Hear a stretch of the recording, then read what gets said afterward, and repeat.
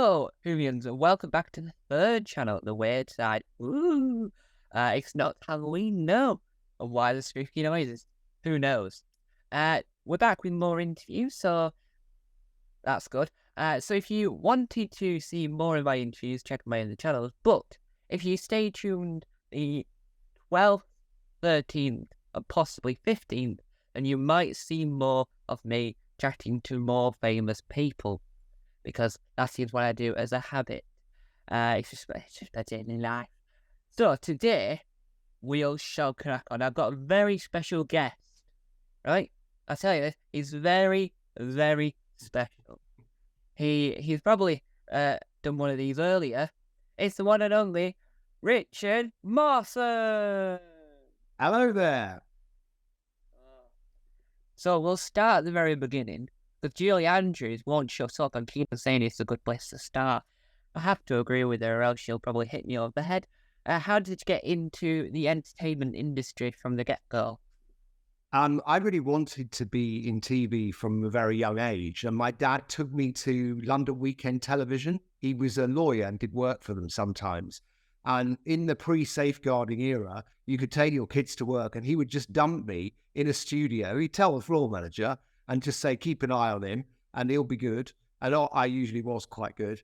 And that was an amazing introduction to the world of studios because, I would just sit there and watch all actors rehearsing and cameras moving around. And also the smell of studios, the kind of mixture of paint and electricity and fear, that kind of adrenaline in the air. And that's very addictive. And so really from about the age of maybe 12 or 13, I thought, no, I definitely want to work in TV. And after university, I was bombarding the BBC with letters, and I got into what they call studio management, which was the department at Television Centre that sent vision mixers, floor managers, assistant floor managers, and floor assistants, which is the most junior job, to all the different programs. And I joined as a junior floor assistant, which is like a runner. And when you were saying that you were dumped in these studios, do you remember which program you were dumped into? Yes, I do. I remember being in the studio for Agony, which was a sitcom with Maureen Lipman, and I thought she was hilarious. Thought it was a very funny program, and also another program called Enemy at the Door, which was a sort of drama series about the Nazi occupation of the Channel Islands.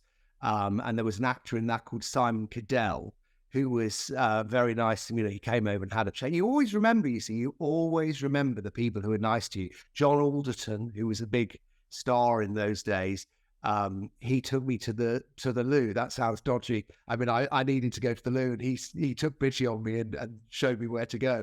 And it was a lovely company, London Weekend. I think it had a real family feeling. So a lot of the people who worked there had worked there for a long time and done lots of different series. I can remember going into the world of sports studio and thinking how tiny it is compared to what you see on TV. And then a few years later, when I was doing writing work for Doctor Who magazine as a teenager, and that meant I could go up to Television Centre, and that's a whole different ballgame. In the TV Centre, watching not just Doctor Who, but I used to wander around and watch Top of the Pops or Tomorrow's World, and it was the era of all these big studio shows. And so when you were queuing up in the canteen, there'd be people in wigs and costumes, and it just felt like such an exciting place to be. And when I eventually joined, I have to say it didn't disappoint me. And do you think that the TV, like the way that TV is now to what it was then, do you reckon it's changed for the better? Or do you reckon it's like changed in like a semi-good way? Well, it's difficult, isn't it? Because you always at the risk of sounding like the old fart from the planet Jurassic. I mean, I think it's a mixture of pros and cons. I mean, nowadays, you get a standard of drama from America, for instance, that you wouldn't have got 30, 40 years ago. I mean, we used to laugh at American television in those days, because rather patronizingly and smugly. They do Charlie's Angels and Dallas, very glossy, very high budget, but not really very good. Whereas now, you've got an endless stream. It's almost a golden age of incredible drama, starting with Mad Men and The Sopranos and, Breaking Bad, and the list is endless, and great comedy as well. I think what's happened to British television is quite sad. I think we've become monetarized in a way that's all about the money and not very much about the kind of product, the end result. And I think there are incredibly valiant efforts along the way for people to fight that and still do kind of amazing creative things. But I think this year in particular, I have noticed that the schedules seem very flat, very full of filler, no killer, lots of kind of daytime shows running at prime time and lots of repetition. I mean, do we really need 6 episodes of Pointless a week and 6 episodes of Bargain Hunt and 6 episodes of The Repair Shop? One would really be enough, I think. Well, with Pointless, depends on which channel you're watching, because you can watch Pointless at 5:30 on BBC One, or you can watch an episode that aired 15 years ago on Channel, or you can watch it at like 2 in the morning on That's TV. Well, Tom, I'm old enough to remember the people who warned us when Mrs. Thatcher deregulated the industry and we were supposed to be terribly excited about this new era of millions of channels. Somebody said, yes, it will be millions of channels and stuff you basically don't really want to watch. And I kind of think that's true. There are literally times when I'm kind of going through and I've got Netflix and Amazon Prime and you're sort of thinking, oh, there's nothing there. There's nothing there. There's tons of content, but it's just not particularly stuff you might want to watch. And so you mentioned there how you wrote for Doctor Who magazine as a teenager. For anyone watching, anyone can see I've got my little stash over there. We're about to realise I've not got the spine facing me, which now annoys me. I'll fix that later. What was it like? How did you get into like writing for that? How did you get into that world of journalism for DWM? I blagged it. I mean, in those days, we're talking about the pre-internet era. You couldn't Google someone and find out what they looked like. I wrote what I fondly imagined was a very grown-up sounding letter to the editor of Doctor Who magazine, because I had been introduced to it. I was away at boarding school, and a friend was reading this magazine, and I thought, what's that? I had no idea it existed. And I read it, and I thought, oh, this is quite interesting. And I was kind of getting into Doctor Who at that age, classic age, to get into it. And I thought, I could write this. This isn't, I mean, when you're that age, you just think you can do anything, really. And I was interested. And a friend of mine at school I was going out with, we were only 16, I think, but 16-year-old girls tend to prefer to go out with men in their mid-20s because they have cars and an income. And this girl that I knew was going out with Louise Jameson's brother, Russell. And she said, Louise used to be in Doctor Who years ago. I'm sure she chat to you, rather dubiously. And I said, oh, that'd be great. So she set it up and I went round with my tape recorder to Louise Jameson. She was just she is a lovely, lovely woman, very intelligent, very savvy. And she let me ramble on for an hour and a half and ask her questions. And I typed, I typed myself. I couldn't type then. So my mum, who had been a journalist and a publisher, she said, I'll type it up for you. So I wrote it out all longhand. She typed it up with this ridiculously pompous covering letter. And I sent it to Alan Mackenzie, the editor of Doctor Who magazine, and said, well, would you like to buy it? And the answer, this is the arrogance of youth. I wasn't surprised that he did want to buy it. But I'm amazed now that he did. Anyway, he said, have you got any more? So then I started to stalk my local theatre, which often had plays with Doctor Who, rather faded Doctor Who actors like Deborah Watling and Carol Ann Ford, who were slightly kind of on their uppers, I think. But they were only too keen to talk to a 17-year-old spotty youth. And then I would type them up. And then I began to write features and things like that. And then Alan said, why don't we have lunch? So I kind of went off into London to meet him for lunch. And he literally, if you've ever sort of this phrase jaw dropped, he couldn't believe it. He said, how old are you? And I said, well, I'm 17. And he said, you're a child. I'm employing children. And I thought, oh no, he's going to tell me that I can't carry on. But he didn't. He said, no, I'm good for you. And he said, I'm pleased with what you're writing, carry on. And then his successor felt the same. And I was doing that all the way through sixth form and then through Durham. I went to Durham. And in fact, I was not doing my academic work really as well as I should, because at one point I was writing about 60,000 words a month for Doctor Who magazine. And I was also directing and acting in loads of plays and reviews and things at Durham, because I knew where I wanted to be. And I thought, well, that's the best thing I can do to get experience, to try to maximize my chances of maybe getting in at the BBC. I thought, well, I'll do all these plays, and all of that took up so much time that, the academic work I was supposed to be doing kind of got pushed into third place, but I don't regret it. It was a lovely time, and I was so lucky. I mean, lucky that people took the punt, but also that I did make mistakes and I did do stupid things, because you do at that age, and people were forgiving, and I hopefully learned from those things. And so it was an incredible time. And when you're young and you're doing things that you like doing, you're just having your best life, aren't you? And do you reckon writing for Doctor Who magazine taught you a lot of new skills when you came to write your proper, like, full-length books?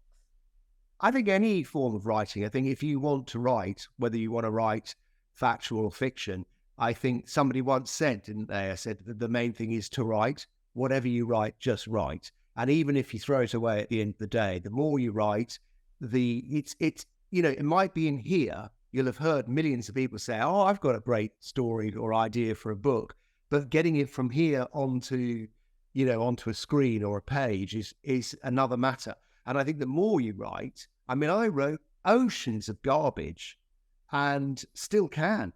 I mean, I don't kind of put myself up there as any kind of great writer, and I read a lot, and so I can spot the writers who I think, oh, I wish I had a fraction of their talent.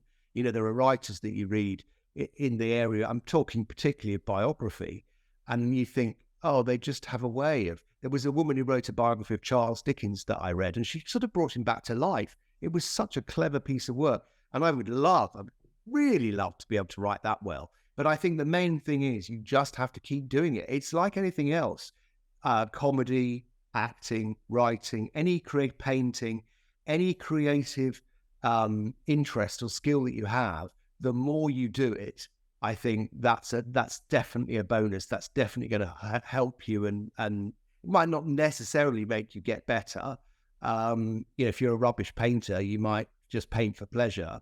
But I still think that you learn your craft the more you do it. Yeah, and on the same theme of writing, so one of the most often things you've written about is the world's longest running children's show, Blue Peter, with the Australian version of Play School being the second. Yeah. How did you discover Blue Peter yourself? Well, I was a BBC family. I mean, if you were growing up in the 1970s, there were certain shows that you just watched as a family. It was like a given. So you watched Blue Peter, you watched Top of the Pops. Later on, you watched Saturday morning TV. And they were the kind of things that had playground currency. So every other kid was talking about them. There were only 3 channels. So people would say, did you see Blue Peter? And sometimes, quite a lot of the time, you might be, because there was a, particularly awkward live show or a rubbish presenter or whatever. But it was sort of part of, the fabric of life. And I can pinpoint exactly the moment where I kind of got a bit obsessed with it and thought, I want to work on it. I was doing my revision for my A-levels, and in those days, most A-level students, you'd sack off the revision or the work and watch children's TV in the afternoon with a bowl of cereal or two. And I was watching this with my friend Darren, and we were watching a Blue Peter, and it was about Janet Ellis's first day, and they did a kind of behind-the-scenes film. And I just thought, this looks such an exciting show to work on. It's got everything from live, filming all over the world, the kind of edginess of it. And of course, in the middle of it was this incredible figure, Biddy Baxter, who I'd remembered the name from childhood. And I thought, she's still there. At that age, it feels like, it felt like she'd been there forever already. And I thought, what an incredible job. That would be so cool. And it's so strange that it was almost exactly 20 years to the day that I got the job. So 20 years after that I got the job. And in another weird piece of symmetry, Janet Ellis was on the show from 83 to 87. And I was editor from 2003 to 2007. So there was a sort of kind of strange symmetry.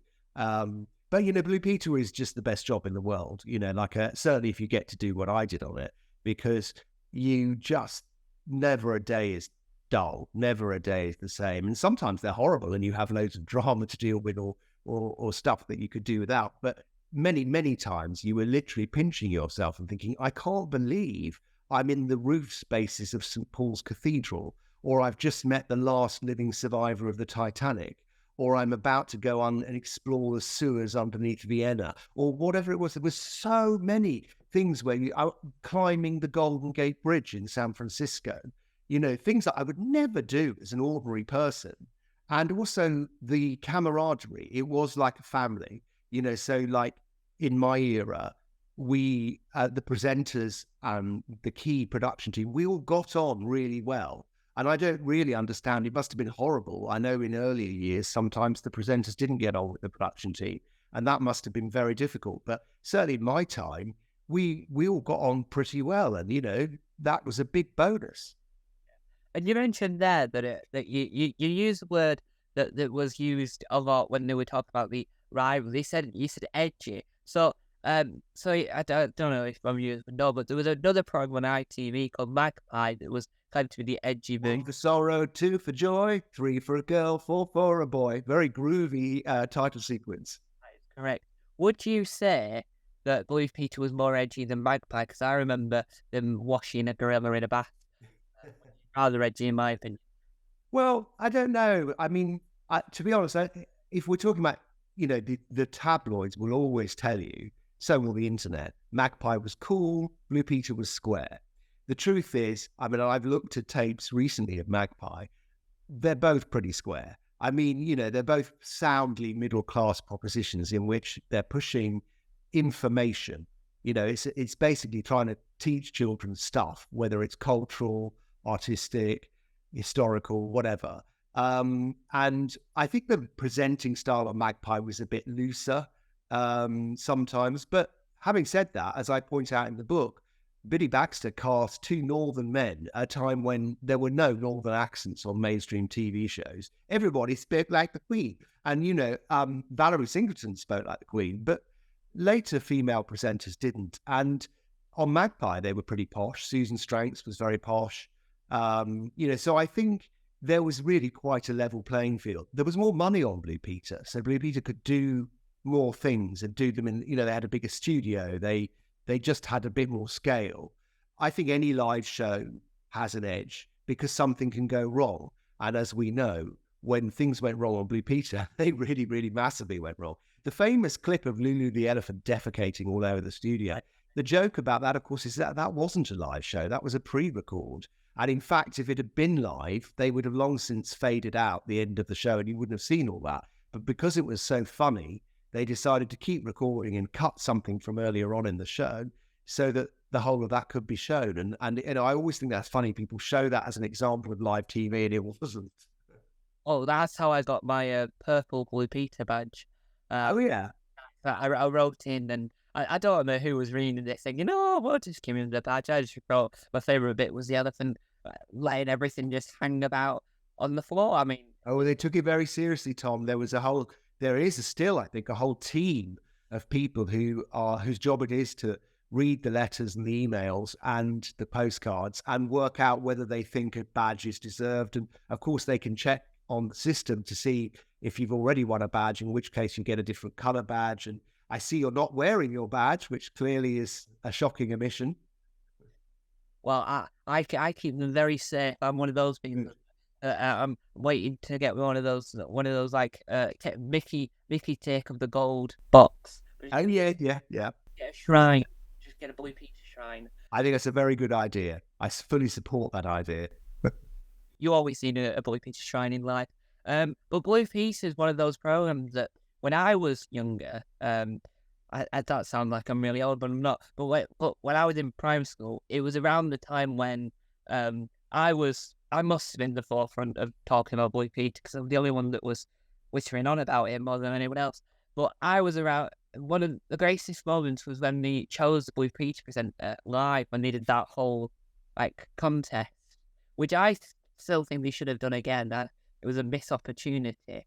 And do you reckon that doing that type of thing that would have worked near the beginning of Blue Peter, or do you reckon that was an evolutionary benefit for the show? Yeah, I mean, I think these things do evolve. Probably could have happened in the 80s. I mean, I probably not in the 60s and 70s. The whole of television was much more kind of didactic and just handed to viewers. It was like, we, the BBC, know what's best for you, sort of thing. And the way that they introduced presenters was quite cautious because they were very worried that children are actually notoriously conservative with a lowercase c. You know, they tend to not like change. And if the older they get, so when you get to kind of teenagers, they're violently anti-change. So if they see a new face on a favorite TV show, they tend to be very rejecting. So they used to be very careful about that. And I think that getting the audience to choose is probably a reflection of talent shows. You know, things like X Factor and Pop Idol that came along, and suddenly everybody was thinking, oh, well, let's hand the power to the audience. I mean, it was a huge risk. You've got to be really certain that if you're putting 4 candidates, say, up for a public vote, that any one of them could do the job. And I would say, from my experience of doing auditions for presenters, quite often it's very obvious that there's one standout candidate for a various set of reasons. And if you hand that power to the audience, the risk is that you end up with the presenter who isn't quite right, really. And that's the risk they decided to take. And I think it paid off for them. I did a film when we were replacing Richard Bacon. I did a film about the audition process, and we showed the 4 candidates, all of whom have gone on to. I mean, Jake Humphries has had a really successful career, and so did the other 2 guys in their different ways. And we had to sit in the edit with a stopwatch to make sure that each of them had exactly the same amount of screen time in this film, to be fair. That's how seriously we took it. But there was some criticism then because people said, oh, it's really cruel to show them going through the audition if they don't get the job, because they're not going to say no. No one in that situation, I mean, they had to sign a release form. No one's going to say, I'm not going to do that. But of course, it's very exposing.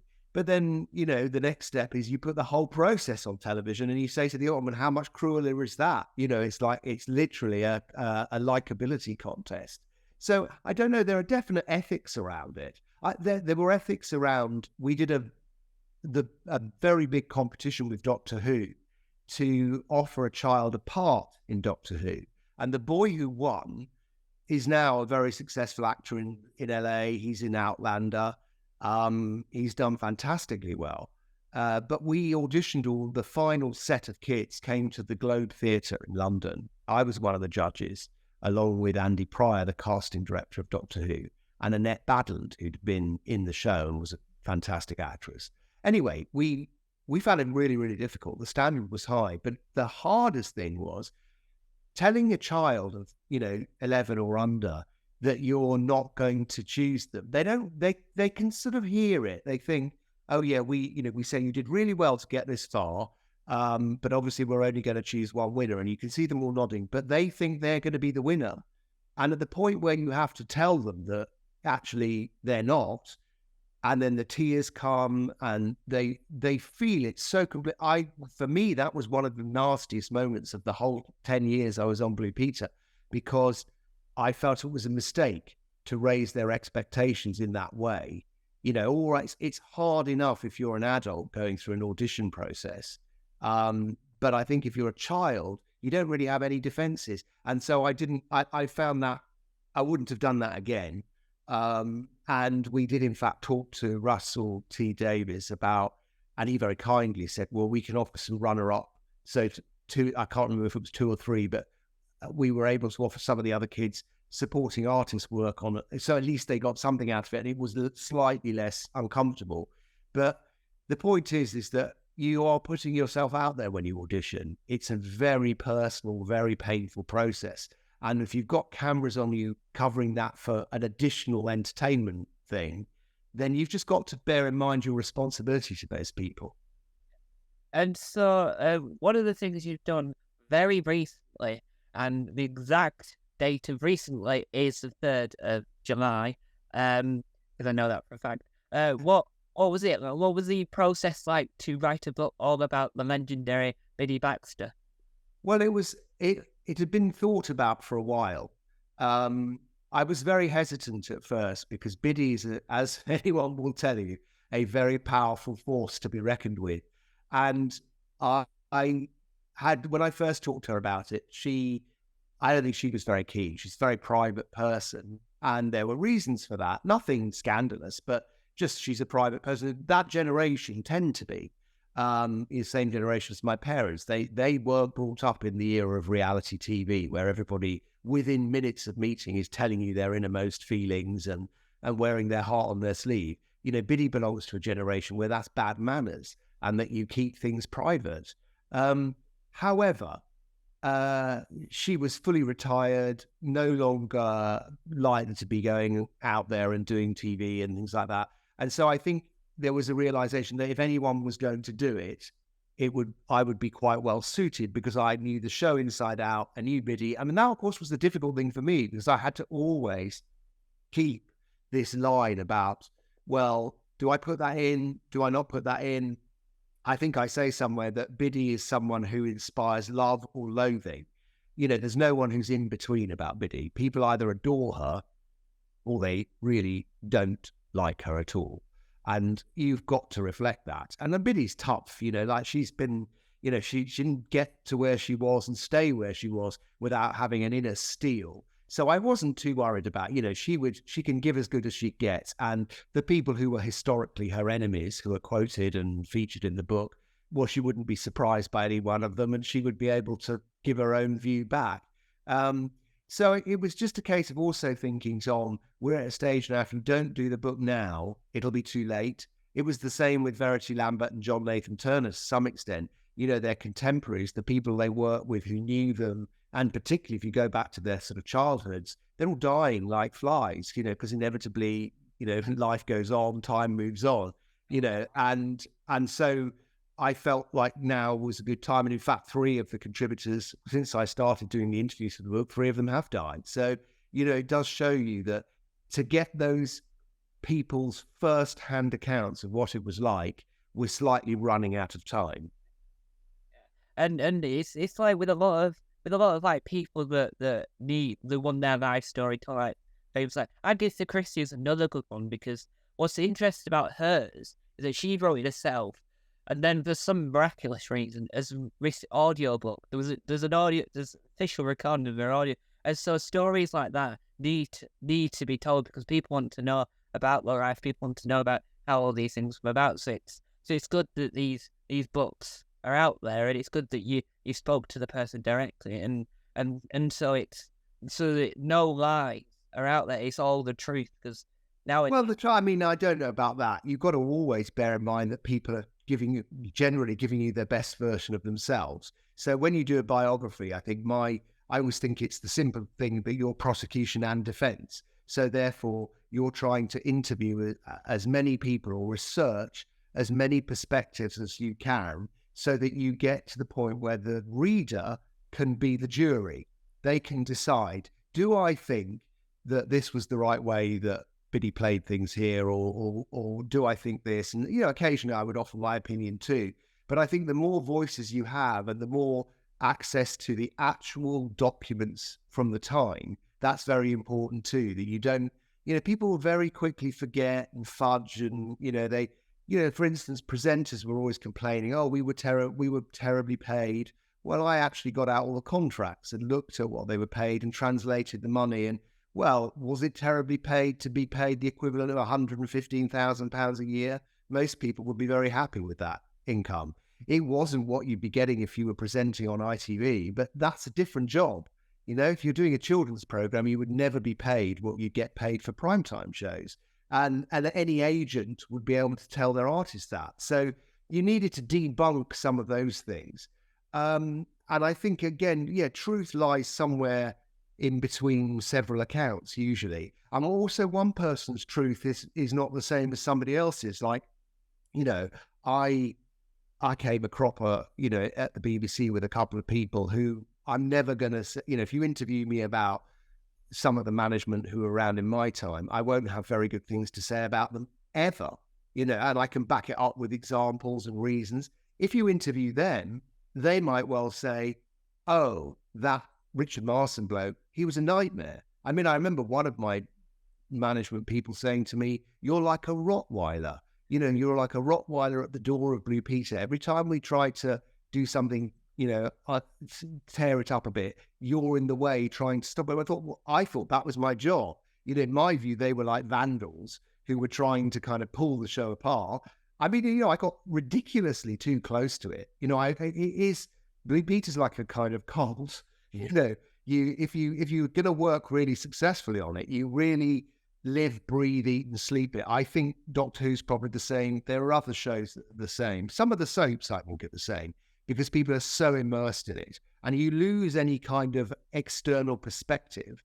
And now looking back, I think, well, probably I was a bit of a nightmare for them, and I would just sort of think, no, I'm going to do what I think is right for the program and the audience, not what's right for some anonymous BBC manager who wants to claw £500,000 out of our budget. Well, probably usually not to make anything, usually just to add a whole department of pen pushers. I used to find that the growth of the non-program makers who we had to fund was just obscene. We had departments of people who would sprout up, and you just think, why are you here? You're not actually making any content. And so, I was probably I know I was a nightmare to manage. But, so what's the truth in that situation? The truth is that depending on who you are, I was either great, I was a nightmare, or I was, someone that you were indifferent to because I didn't impact on you at all. So you see what I mean? It's really kind of all different perspectives. And do you reckon that the book will have an audiobook similar to what they did with the Victoria Wood one, where Jasper Reese read like the opening bits, then you got like people that were involved in her life that were sort of semi in the book, but he had not really worked with them, but they were all like well good friends. Do you reckon that'll ever happen? I don't think so, sadly. I mean, I think the truth is that Biddy is too niche. I mean, Victoria Wood, still very famous. But one thing that I've noticed about the modern world is that it's what I call the acceleration of obscurity. That people fade quicker because there's something about the way that modern, particularly kind of social media works, that you can burn bright and very quickly, but you don't tend to last.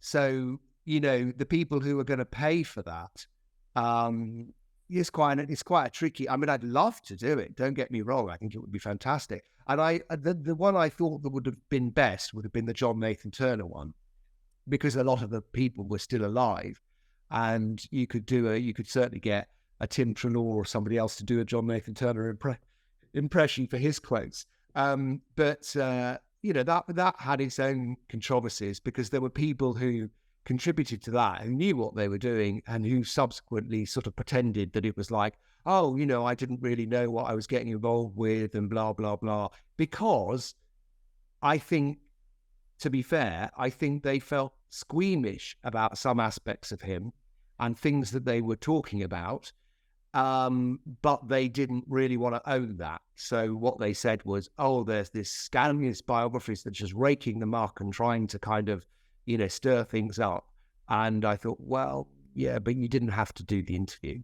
You didn't have to say what you told me. You could have said, oh, he was great, I love working with him. But actually you told me that he spat in your face. And then you didn't want to take that out. So you wanted that to be shared with the world for posterity. And it's a case, in my view, of don't shoot the messenger. But I would say that's my truth.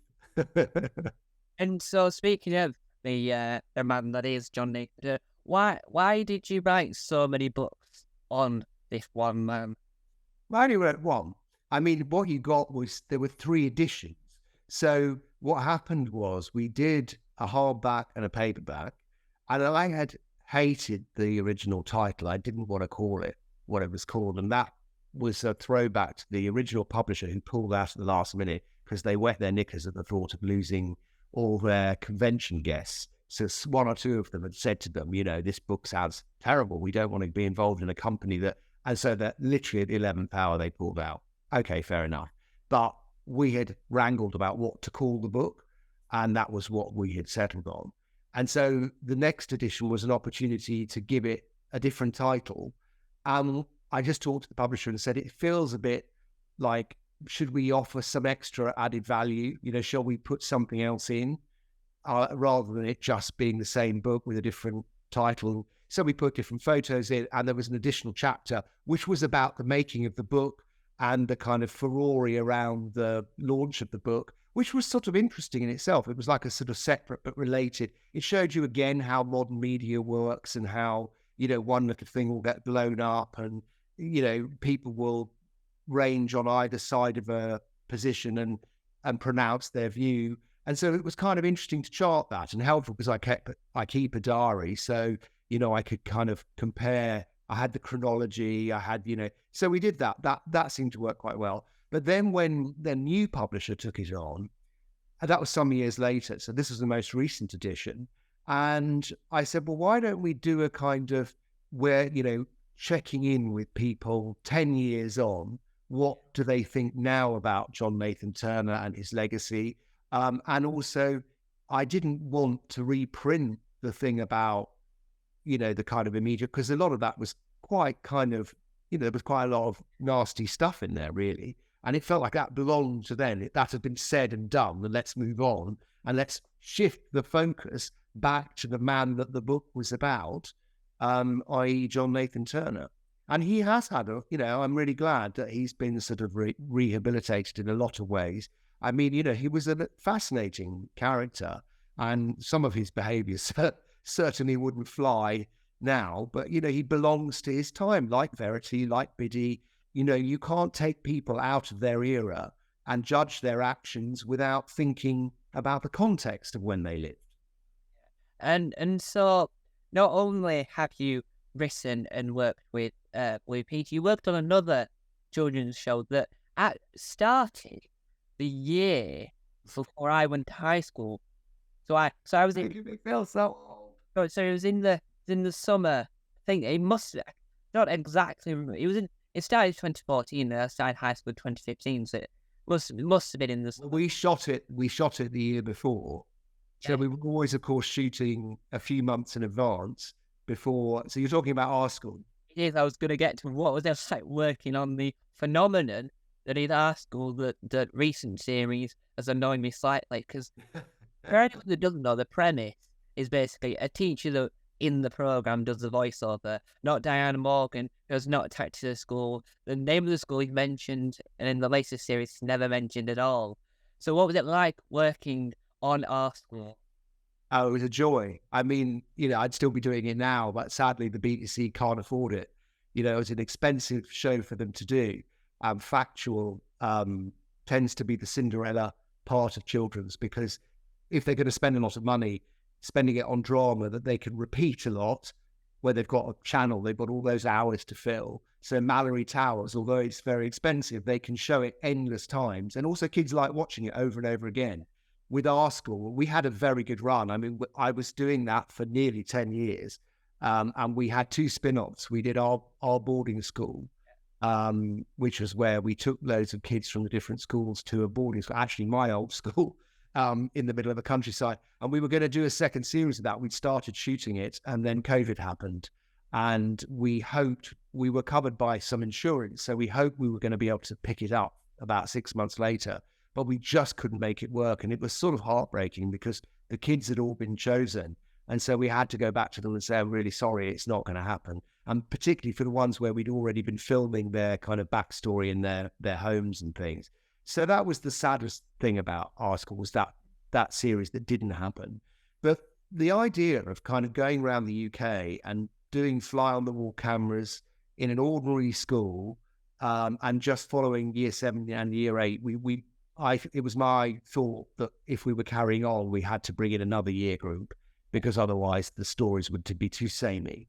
And we went to very different schools of Scotland, Wales. I mean, obviously, the BBC, it was great for them because the BBC want regional representation. So we were able to say, well, we can go to places where perhaps you don't normally film.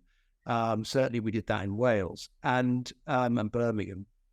But then the final series we did, which was was in a posh girls' boarding school. I mean, that was quite contentious. CBBC were keen to do that. We'd actually pitched it a couple of years before, and they said, oh, no, we don't want posh kids. It's got to be accessible. Anyway, they changed their tune and decided, rightly, I think, because it's not a posh kid's fault that their parents have money. They still have to go to school. And I said, and the argument was, you're now doing Mallory Towers as in the drama series. Why don't we do the real life Mallory Towers and show kids what it's like to go to a girls' boarding school?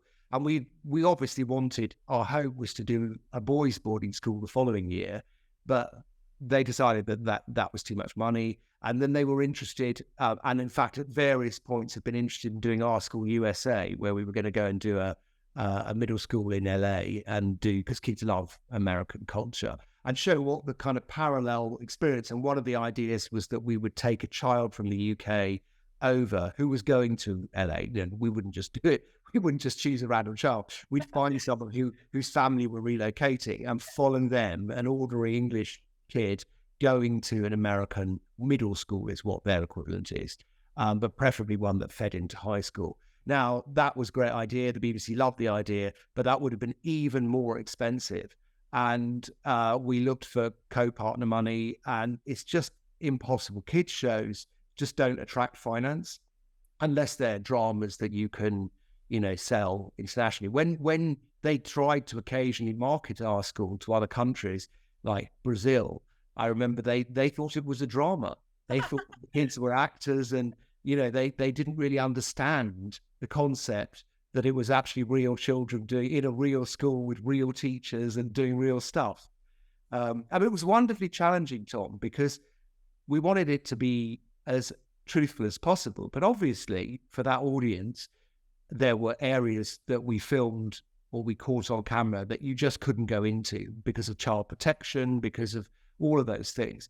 But also because you were having very strongly to think about the welfare of the kids you were filming.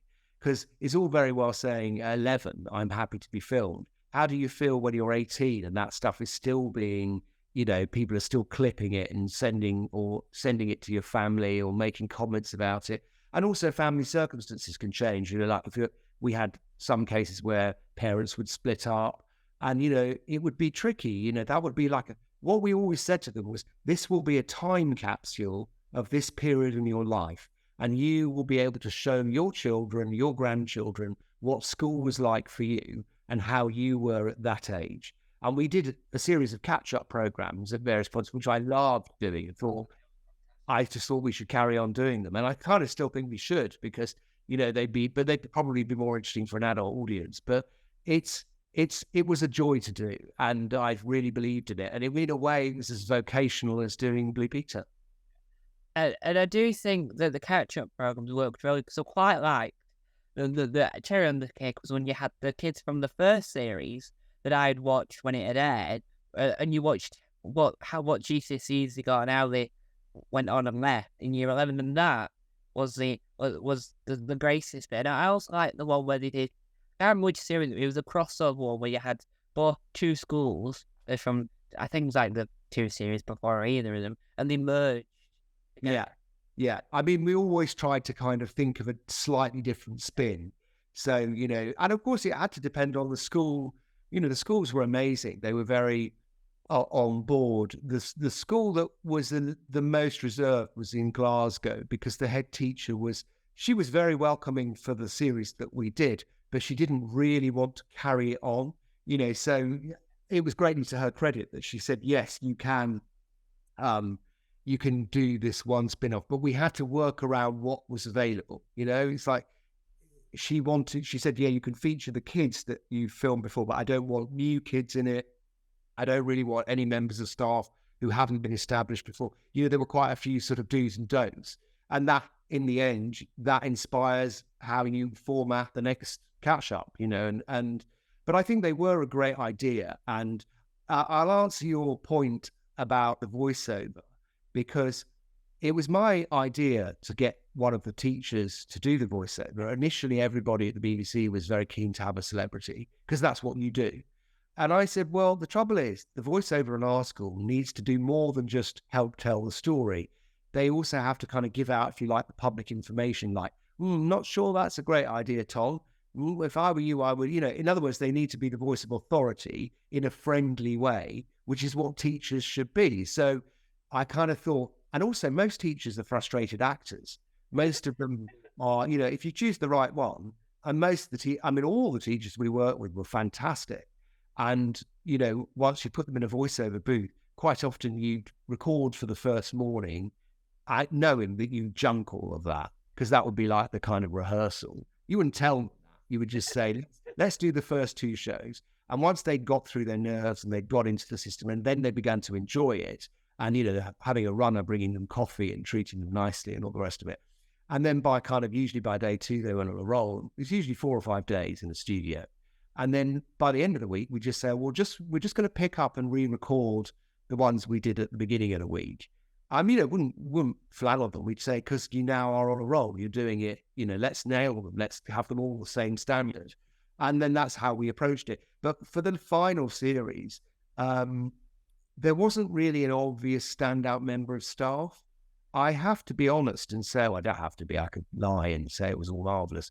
I didn't find the staff there anything like as on board. They were, okay.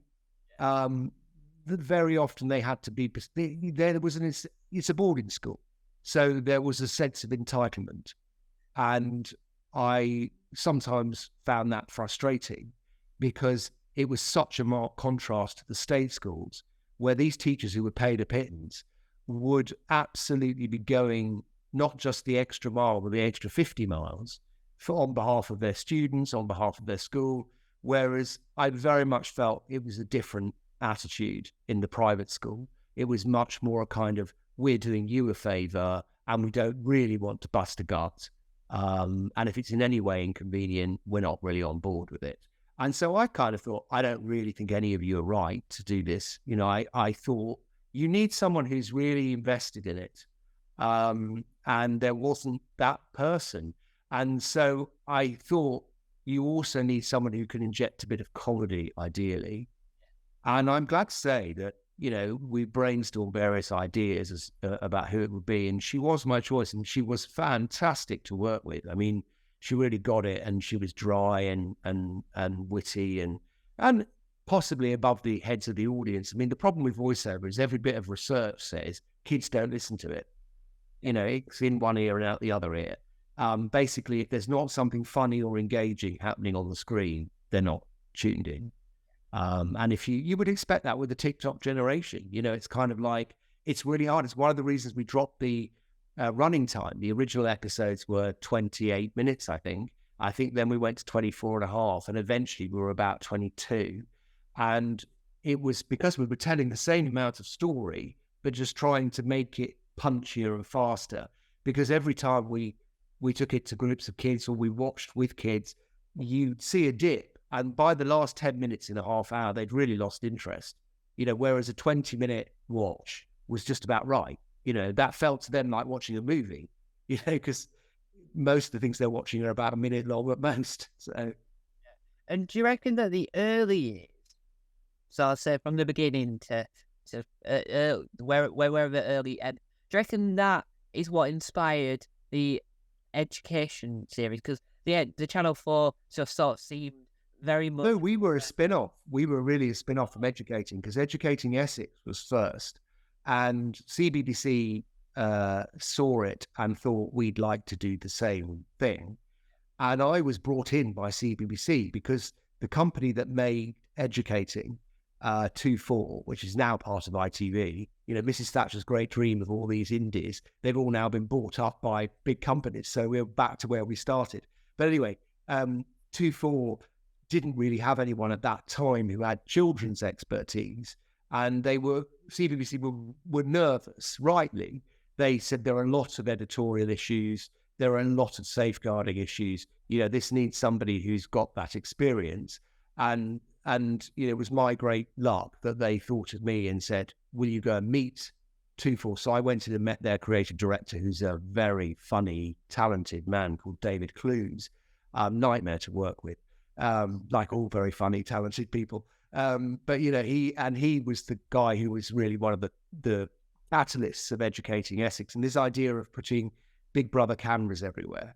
And he took me on, and I had to sort of learn how to do it really, because that hadn't been my, I didn't really know the kind of ins and outs, but obviously I was experienced enough to pick that up, and I could bring all my kind of editorial experience. And I passionately believed in the show. I loved the idea that ordinary British children were going to be showcased in this way and have a voice. We were always like, it was one of the mantras that, we don't tell the story unless we can tell it through the perspective of the 11 or 12-year-old. They have to feel like when they watch the finished thing that we haven't imposed something on them, and that it's fair and accurate. And so that was a really important thing. And I'd loved Grange Hill as a kid, and I was very, very violently anti them cancelling Grange Hill. And Grange Hill ended for nothing to do with what they will have told you, all this crap about, oh, it wasn't getting an audience, or it wasn't. That was all nonsense. They didn't get on with Phil Redmond. They had real problems with him. They thought, we'll give it to him, his company, as part of our indie quota. He can go away and film in Liverpool, as far away from London as possible, and we won't worry about it. In fact, what it needed was someone absolutely invested in it, who was going to keep it true to its point of a focus program at school, and to keep the grit there. And they didn't. They tried to make it funny. They tried to make it silly. They lost the plot with it. But that was a great shame. And when it ended, I thought that was a real fail on behalf of CBBC. And so doing a real life Grange Hill seemed to me like a really great idea. And I wouldn't be surprised if some bright spark before too long. I mean, they're bringing back Biker Grove, apparently. Biker Grove! And which I also loved. Doing a version of Grange Hill. Yeah, I don't think that'll ever happen. I kind of don't believe in films of esoteric children's programs. I mean, it's a great press release, and every 30 or 40 something journalist loves to bang out an article about, Tucker and all the rest of it. But I don't know whether that will happen. I think Grange Hill was just the perfect idea for a show. It's so well, it's such a good fit for the narrative of that slice of kids' life. And you can't help but feel like, well, who's going to go to watch the movie? It's going to be the nostalgia market. So they're going to be making it not for the audience that it's intended for. It will be for people like me who want to see middle-aged Tucker and, kind of what happened to Zamo and all that stuff. And so not only did you work on our school, you worked in another program that I think I've not seen the recent version of it, because I do think losing the incredible theme tune sort of hinders it as what it's supposed to be. But that's just my opinion, because I love a good theme tune. But what was it like working on My Life? Oh, that was great. I mean, I think I did two of them, but because they were obviously, it was an umbrella anthology of one-off docs. And the woman who is in charge of them, Kes Margery, was my deputy on Blue Peter for some time, and is a very good friend, and is incredibly passionate about kids' voices, and, kind of really trying to seek out authentic stories. And great credit to CBBC that they've kept that going so long. I mean, it's had its issues, and it's had its cuts, and it's had all that. And it's very, very difficult in the current landscape to have a series that's made up of one-offs. But no, that was an absolutely wonderful thing to do. I worked with Chris Chapman, who I know you've talked to. And Chris is a very talented guy. And, I first met him when he was doing an extra for the Doctor Who DVD range about the link-ups between Blue Peter and Doctor Who. And originally I'd been asked to do it by Russell Minton, the guy at the BBC. And I didn't want to, really. I said, I don't turn up for that kind of budget. No, I mean, it was quite a good budget for them, but I just didn't want to do it. And it felt too soon after I left Blue Peter and all of that. And Chris came on. It was the perfect choice, because he's really bright. He's very respectful and affectionate. And he absolutely, I mean, back in the day, he would have been a shoo-in on Blue Peter, because he understands the importance of attention to detail. And he also understands that even if only 2% of the audience are actual fans of a particular thing you're doing, if you make it to a standard that's going to delight them, then that's a really good bar to set yourself. It's a great moment when you meet someone who says, oh, I saw that program you did and I loved that, whatever it was. And Chris delivers that kind of stuff because he really cares about it, and he will push himself to do the extra days filming or the re-edit, or, it's hard work making decent TV, and it's doubly if you're doing it without very much time or money. You can do it, absolutely, but it is at a personal cost. And so it was lovely to work with Chris on that. And, sometimes he will tell you I would bawl him out because he'd do daft things. Like, on our school, he climbed on the roof of one of the school buildings to get a high-angled shot. It was a lovely shot, but, it broke every health and safety rule. And I was like saying to Chris, the thing is, if you'd fallen through the roof, which was a kind of condemned roof, I said, apart from that being on our conscience and you being in hospital, we wouldn't have been covered. Other people would have lost their jobs, the production manager, people. So he needed to learn those things. And I mean, he absolutely has now. But, it all came from a really good place. He has a very big heart and an amazing work ethic. And he told me when I interviewed him, one of the greatest things he's ever said that surprised me, that one of his greatest finished work is the story in the middle. A lot of the characters are based off the name. Yes. He asked me if that was okay. I remember him phoning me up when he was writing it, and he said, I've got this idea of, naming. And I said, I think they'd love it. And I think we asked the head teacher and said, what do you think? And he said, I think they'd love it. Well, why wouldn't you love it? I mean, it's brilliant, isn't it? Another friend of mine, Patrick Mulkern, who writes for Radio Times, he did a very sniffy review of Remembrance of the Daleks by Ben Aronovich. And then a few months later, Ben Aronovich, in his series Rivers of London, which I think is a very successful fiction series, I've not read them, but he had a character called Patrick Mulkern who was horribly murdered. And people told Patrick this, and I thought it was hilarious. And so did he, but his mum didn't. His mum was very, very not happy at all. So I think they changed the name in future editions. And so it was really interesting about Bluepeter and Doctor Who, is that the Who Peter, which are one of the greatest things you can get on 2 different DVDs, which it just delights me, because then it makes me easy, because I've got a German copy of the TV movie by accident, so I had to go to a Blu-ray to watch Who Peter in English rather than in German. I didn't read, when I saw it on Amazon, I didn't read that it was all in German as a song. I love the idea. So we've all been dubbed into German. Yeah.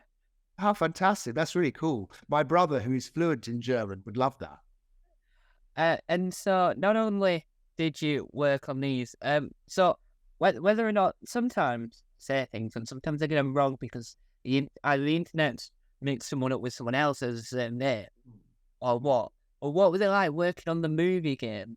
Oh, I love that. Yeah, that was great fun.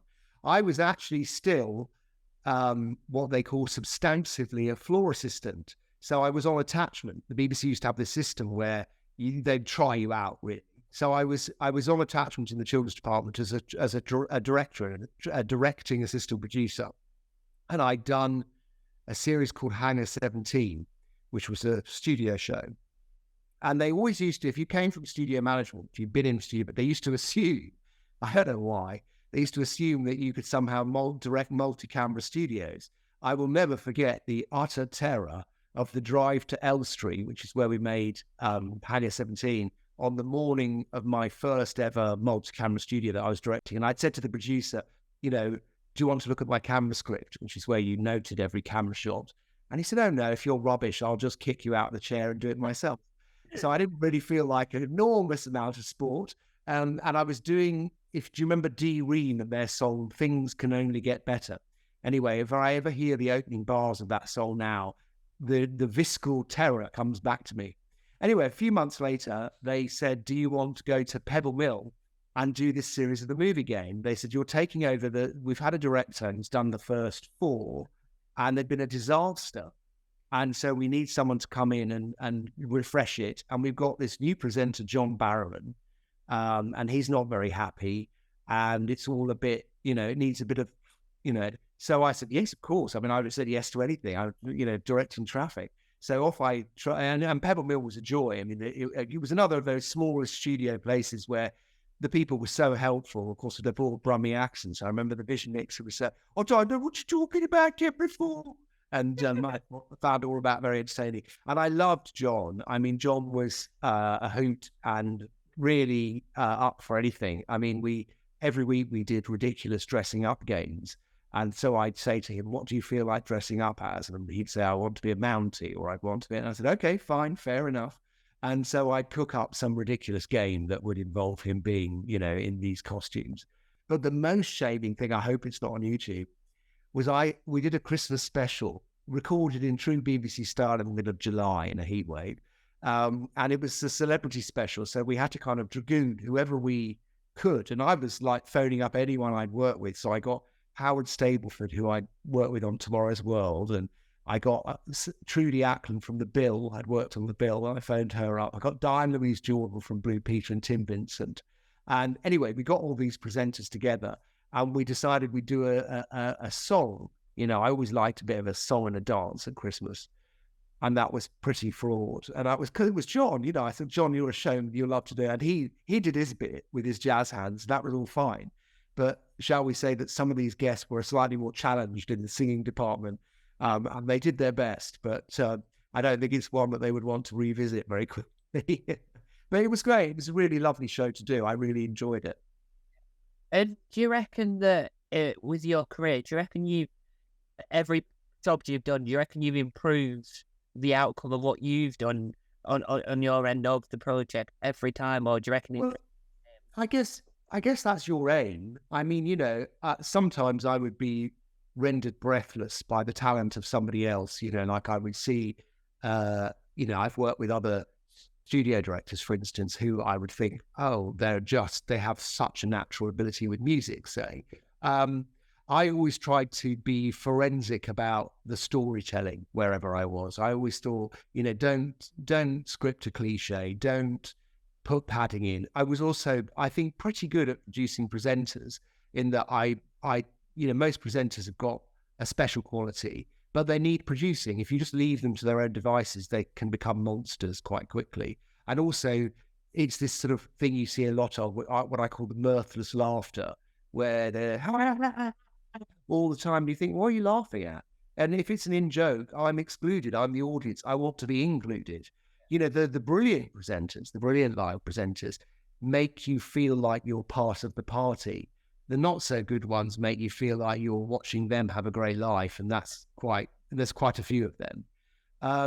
So I would try and improve, where I could or within the boundaries. Like when I went to Disney, I did a year at Disney and I watched some of the tapes when I was coming in. I thought they were really poor.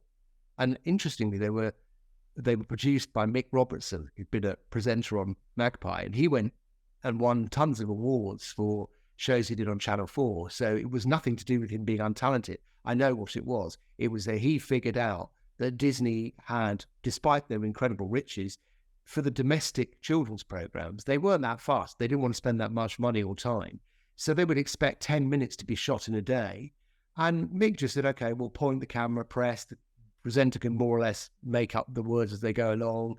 We'll just fill the time. And he took the path of least resistance, which, is an argument. I just couldn't do that. I just didn't, I'm marvelous.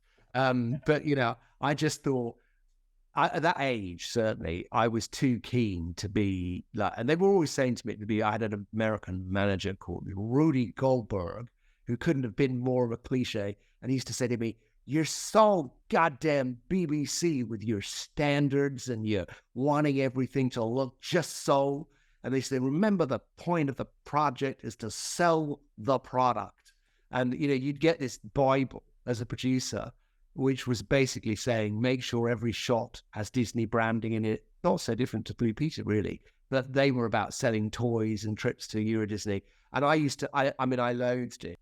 I remember going to film in the parks and we were, filming, bits and pieces. And one of our presenters was a smoker. You were absolutely strictly forbidden from smoking. And he got arrested by the park police and taken off to this kind of cell. And I had to go and say, excuse me, we need him back for filming. And they were like, sir, he cannot smoke. You know, if he smokes, this is a one violation. Next violation, you're all off the park. And so I had to kind of tell him, like, that you do not do that again. We need to get the shots. But there were some great presenters there, very sparky and funny people. We did the studios at London Weekend, ironically, where our conversation started. I was directing Disney Club in the London studios, which is what London Weekend became. And we had all manner of great pop guests. I booked Catherine Zeta-Jones, mainly because I just was curious to see how she was going to rock being a pop singer. I knew probably that wasn't going to be her calling, but she was great. She had a lovely voice, looked fantastic.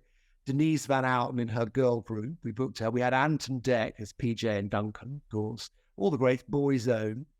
Oh, it was we had a laugh. It was very good fun. And Philippa Forrester, who is one of my most favourite presenters, she was studying for her biology degree while we were doing all this stuff, and she'd have to nip off occasionally to do some exam. But it was very nice to work around such bright and sparky people. And so coming towards the end of this glorious... Yeah, Ben, you've had enough, haven't you? No, I can never have enough. I could be here all day. And so what is one project that that you would want to work on? What's like something that's out there now that take, for instance, I don't know who could be watching, let's say the producer of the program or someone that they're desperate for help and they need, they're scouring YouTube because they know they'll find someone. And what type of program would you want to work on now? Well, really, it's probably not going to be desperately thrillingly interesting to you, but I'd love to have a go at doing one of the really big, expensive cultural history series. One of the ones where the Romanovs with Lucy Worsley or something like that, where you get to go to the places where the history happened and you shoot it so that it looks stunningly beautiful. And you work with an expert who's got a really lovely, who's written a beautiful script that you're not throwing together. One of those really lush series that kind of just scream quality. That would be fantastic. But of course, like anything else in television, you get typecast, and it's very, very difficult. I mean, I absolutely could do that kind of program, but to move from silo to silo is very hard indeed. And the sad thing about children's TV is that it is currently a declining marketplace. They are struggling. They don't have the funds. They don't have the money. So I think that's the other thing. It would be lovely to work on a project where, very occasionally when I've done shows where money has been, a bit freer, it's such a relief because you can just sort of think in more grown-up terms. You're like, oh yeah, we can book a really good camera crew. We can take 2 days instead of 1 day. We can, not have every shortcut going. And shortcuts always risk mistakes and things going wrong. So to do something, and I like traveling, but weirdly, I much prefer traveling for work because I like to go somewhere with a purpose to sort of actually see something and do a film. If I'm a tourist, I don't want to do that really. I'd rather kind of just be in the UK somewhere, pretty and quiet and read, but to go traveling for work would be amazing. And that is right. With a lot, when you look at series scene now, so I've noticed that a lot of them now are either Australian, American, or they've been named off another channel, so you can watch with adverts at the same time as watch without adverts. Yeah. There's only very few. And I have an argument as well. I kind of think things like Mallory Towers are fine. They've just announced they're doing Famous Five, but they're not really reflecting the real lives of children in the country. The kind of level of drama that, going back to Grange Hill and Biker Grove and similar programs, they had something to say authentically about the lives of British children, whereas Mallory Towers is a fantasy. It's about a world that never really existed anyway. And there's nothing wrong with some of that. That absolutely has its place. But if that's all you can afford to spend your money on, and you're into this co-production international, it's all a bit of a kind of net sort of standard, really, because it's got to work in Australia, America, Britain, the Far East, Latin America. You know, whereas Grange Hill, they probably couldn't sell that very far because it was so parochial. I mean, I always thought it was a real mistake not to keep a shot window somewhere on BBC One. I don't mean the whole afternoon. You know, things do have to move on. But with your key dramas, and certainly in my view, Blue Peter, those shows should have remained on BBC One and should have remained funded in a way that, I mean, Blue Peter now, I think is made on about 50 quid a week. You know, like the last year I did, we had £7.5 million to spend, arguably too much money, but it meant we could think in ambitious terms. And so now we come to the end of, now we come to the section. Let's bring the tone up. Let's be more positive at the end. Happiness, as Ken Dodd would say, happiness, Yes. happiness. Yes. I'll say a lot more than that, but we won't go through the whole lyrics. So for people that want to view or read your stuff, Yes. where can they track you down? Not your home location, but where? No, they don't want to track me down here. Lovely though it is. I think the best place to go is to 10 Acre Films, to their website, 10 Acre, all one word. And that's where both the Billy Baxter book and the reprint of the John Nathan Turner book are available. I think Verity is out of print, but it might come back into print. It's you know, a bespoke publisher for film and TV titles. So if you've got interest in kind of vintage TV, it's a good place to check out anyway, not just for my books. But that's where you'll find Biddy. £17.99 a snip, I'd say. So there we go. That is another glorious, magnificent interview, and first in a saga that is very delayed. Why? I don't know. In the saga of more Blue Peter content, because YouTube hasn't done enough fan-made Blue Peter content. So true. Because there's the odd one, but now Blue Peter have got their own YouTube channel. It's like desolate. But who knows? More Blue Peter content coming to, because you can't have enough of Blue Peter because it's one of the greatest. It's I think, and that's in my opinion, that it's better than the Australian version of Play School. Absolutely. It's homegrown. We've got to big up any homegrown. I mean, I made that bar about Blue Peter's budget now, but I think they do the best they can, and I think they've got some decent presenters, and you know, but you have to deal with the cards you're dealt. And if someone's telling you this is your budget and you've got one show a week, you can only do so much. And so, if you're watching this on the 17th of July live, if you're watching it as this audience today, and I don't know, on 5:30 PM on CBC and BBC iPlayer, not sponsored, but I might as well say, Blue Peter's on. It might be live, it might not be live, who knows, because it depends on where they are. If they're in the studio, they're live. If they're out and about, they pre-record it to put it out because it's quicker than trying to live stream from a farm that's like too far away from the Regis. We used to do that. Well, and these days, it's cheaper to do it pre-recorded. Well, no, they can steal the CUC presenters from next door if you want to merge, if they want to do like a cameo Packer running in and then running a joke about it later on, because he's still knocking about, which is... Oh, I love Hacker, yeah. Phil Fletcher's a fantastic man. So, yeah. See more from me, you can see all my 16 other YouTube channels, 17 overall, where I do a variety of things. But one day there might be a Blue Peter channel. It was at one point. Tom, I've just got to ask you, why are you so formally dressed? You look like you're going to a funeral. Well, this is actually a blue tie. Oh, is it? It's my eyesight. Oh, well, it's very dark. It is, yeah. You look very formal. Well, I like, yeah. When you see people on TV in the interview, they're always wearing a suit. Okay. Well, it's very smart. I don't know why they're always wearing a suit, but they look very sweaty and look like they're about to die a lot of time. Look at Lee Evans, he wears the suit, but he brings a towel with him because he's trying to mop up his sweat. Right there. And so that is the end of this glorious interview. I haven't pre-made an outro, but who knows? I might have made one earlier. Let's find out. And remember, no, I've forgotten.